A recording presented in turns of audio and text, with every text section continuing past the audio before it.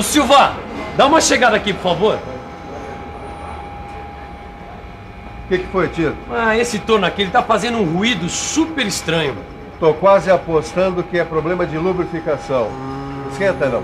Aliás, isso me lembra uma ocasião em que me furou um pneu, rapaz. Tirei a roda. Quando eu mexi na panela do freio, estava pelando. Soltei a panela, era o rolamento. Pifou. Não havia sido lubrificado direito e estragou. Aqui, ou tem lubrificante de menos, ou colocaram o lubrificante errado. Vamos dar uma olhada. Isso é uma coisa que você tem que saber, e saber bem, Titão. Se você quiser saber também, preste atenção nessa teleaula de hoje, porque vai ser só sobre isso. Na teleaula de hoje você vai ver os tipos de atrito e os problemas que ocorrem por sua causa, a importância da lubrificação, os tipos de lubrificantes e vai ver ainda como escolher o lubrificante adequado a uma determinada situação. A nossa teleaula está pronta para começar. Vamos nessa, que é hora de aprender. Olha, Edgar, eu acho que a gente tem que estudar tudo o que puder sobre lubrificação. Tem um montão de ligação de peças e sistemas de engrenagens que só funcionam direitinho se tiver uma lubrificação correta. Pois é.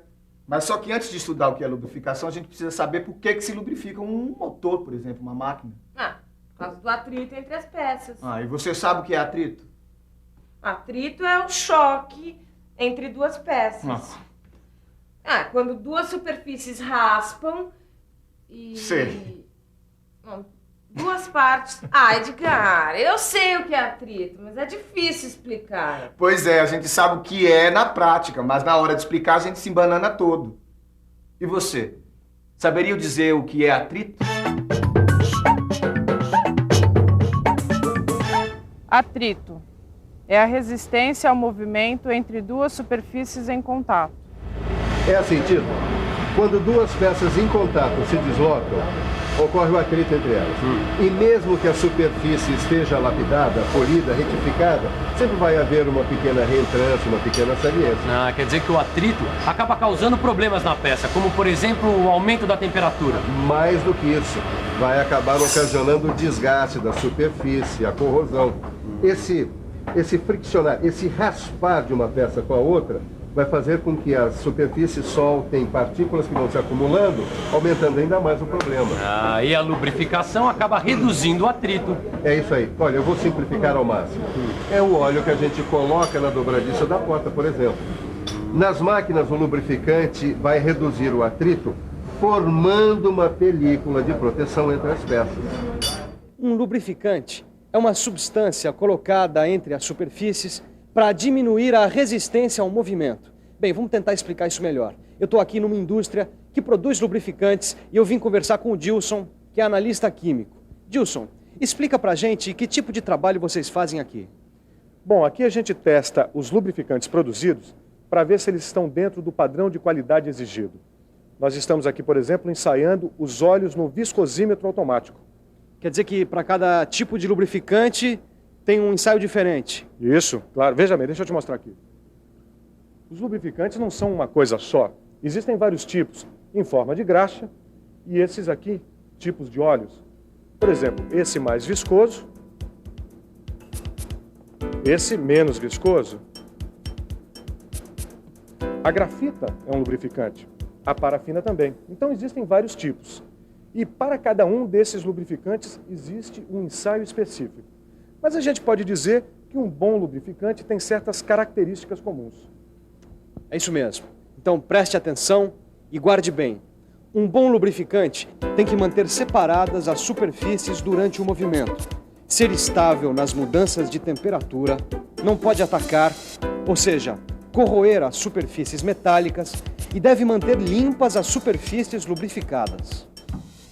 Olha, Nilo, depende de como for montado o sistema, uma parte vai continuar raspando na outra do mesmo jeito. Mas é que existe uma espessura ideal para a película lubrificante. Olha aqui, ó. Essa é a altura de uma das partes rugosas que estão em contato, H1. H2 é a altura da outra parte áspera, essa aqui. E aqui, H, é a distância entre as duas partes. Nesse caso, a espessura ideal da película lubrificante tem que ser tal que preencha esse espaço todo aqui, ou seja, H é igual a H1 mais H2 mais H. Aqui está dizendo que, de acordo com a espessura da película lubrificante, o atrito pode ser atrito limite, atrito misto e atrito fluido. Figura, deixa eu ver. Olhando bem... Bom, vamos pensar um pouco? Bom, deixa eu ver. Lubrificação por atrito limite. É quando a espessura do lubrificante é muito fina e daí as partes ásperas das peças se encostam. Lubrificação por atrito misto. É quando a espessura do lubrificante é maior, o lubrificante é mais consistente, mas ainda as peças se tocam quando elas se movimentam. Lubrificação por atrito fluido. Só pode ser quando a espessura do lubrificante é maior que a aspereza das superfícies. E aí ele separa completamente as peças, uma da outra. Titão, quando ocorre o atrito fluido, a gente chama de lubrificação hidrodinâmica. E aí, nesse caso, a resistência ao movimento não vai mais depender do atrito entre as peças, mas sim da viscosidade do lubrificante. Silva, vem aqui comigo. Eu estava lendo aqui que os lubrificantes podem ser líquidos, pastosos e sólidos. Bom, líquido tudo bem, né? Nosso amigo óleo aqui. Pastoso é a nossa amiga graxa. Agora, sólidos são a grafita e as parafinas? Exatamente. Os lubrificantes podem ser de origem orgânica, tirados dos vegetais, animais, ou de origem mineral, extraídos do petróleo. Olha, de máquina eu entendo um pouco. Para lubrificação das máquinas, a gente usa geralmente os óleos e as graxas lubrificantes. E ficou faltando dizer os outros lubrificantes. A mistura dos óleos minerais com os orgânicos, os óleos sintéticos, os lubrificantes à base de grafite. E Tito, presta atenção. Em certos casos, a gente pode lubrificar até com água.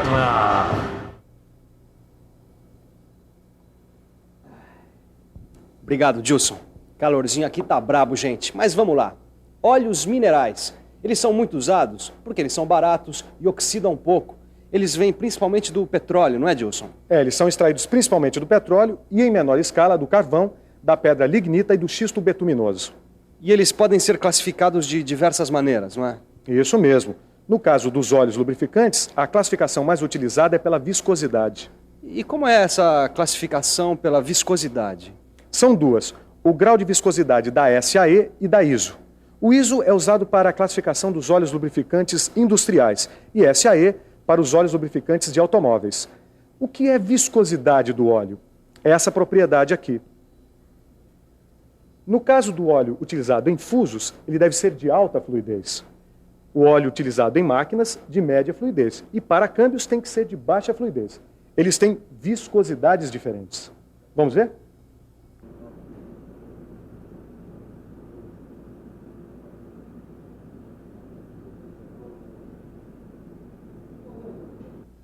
Gilson, mas tem também as graxas minerais, não é? É isso, só que no caso das graxas, a classificação é feita segundo sua consistência, nos moldes propostos pelo NLGI, Instituto Nacional de Graxas Lubrificantes dos Estados Unidos. Tito, olha aqui. As graxas lubrificantes, em comparação aos óleos minerais, têm maior consistência plástica, tá vendo?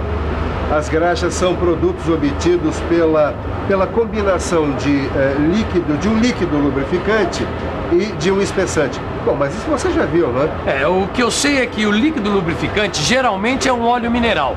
E o espessante são sabões metálicos à base de sódio, cálcio, bário, lítio e alumínio. Mas existem as graxas especiais que são feitas com outros tipos de óleo e de espessante. Agora, vai metendo a mão na graxa que ainda tem coisa para aprender, viu? Olha aqui, Edgar, óleo de oliva. Esse aqui também é um óleo orgânico. No caso, esse veio da azeitona, né? Esse aqui, como o óleo de rícino, sebo e outros óleos, eles são todos orgânicos, porque eles vêm de animais ou vegetais. Eles têm alta capacidade de lubrificação, sabia? Então vamos usar esse em algumas partes do nosso kart. A gente até pode, Ed. O problema é que eles envelhecem muito rápido, sabe? Eles ficam resinosos, espessos. E, além de tudo, eles são muito caros. Por isso, eles só são usados em ocasiões especiais. Então, guarda esse aí pra gente usar na salada, tá?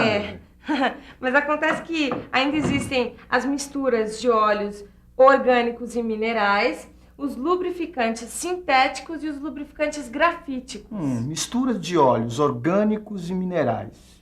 Lubrificante sintético, lubrificante grafítico. Bom, sobre isso nós temos uma fita aqui, ó. Vamos assistir junto. Fique por dentro.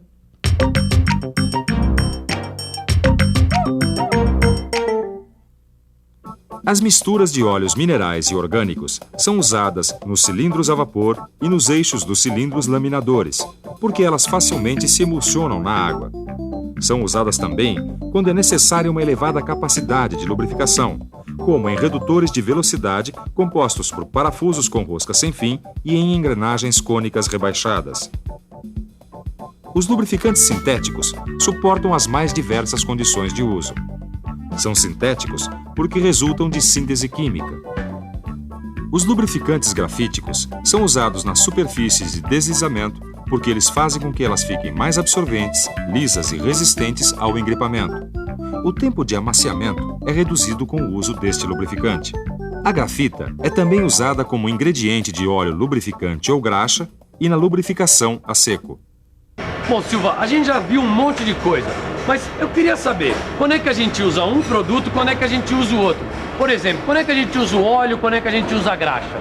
Titão, a graxa é mais usada na lubrificação das partes da máquina que vão ficar expostas às substâncias do ar, a poeira, como por exemplo a escavadeira, ou quando vão ficar expostas ao aquecimento, como é o caso do laminador.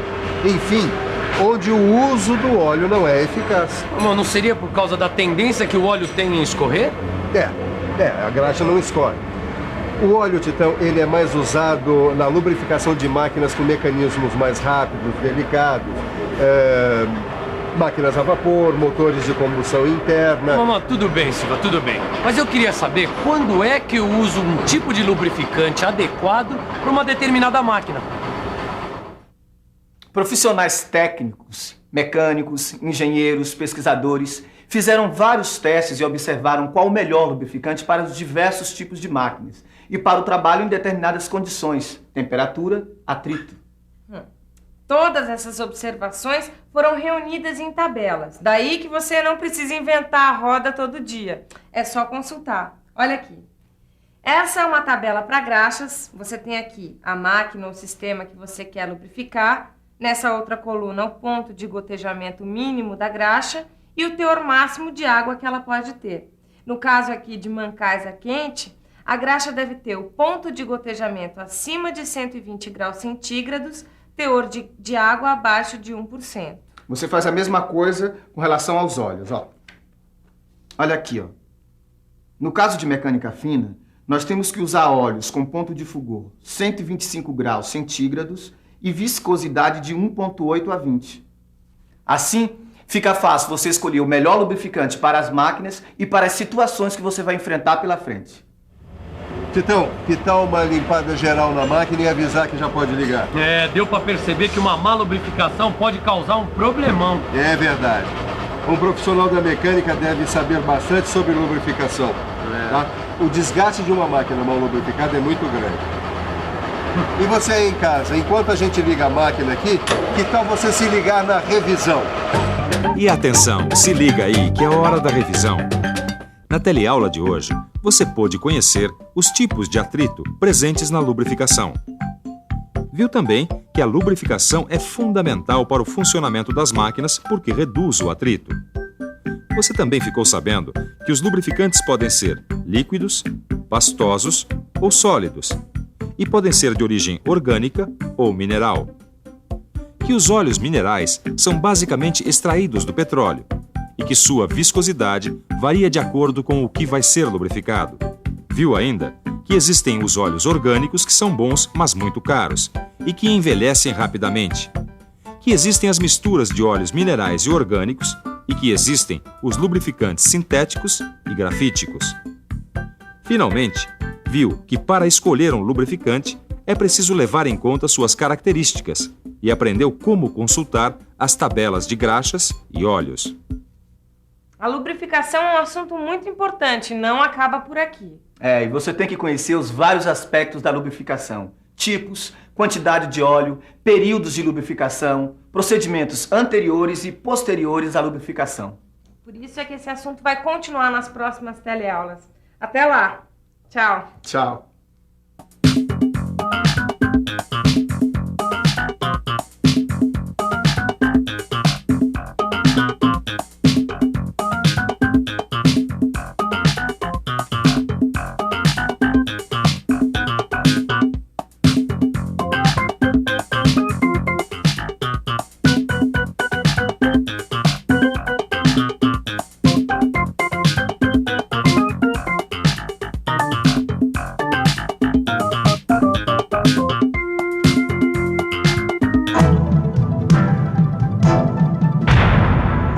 Telecurso 2000, um programa de educação do Sistema Fiesp e da Fundação Roberto Marinho.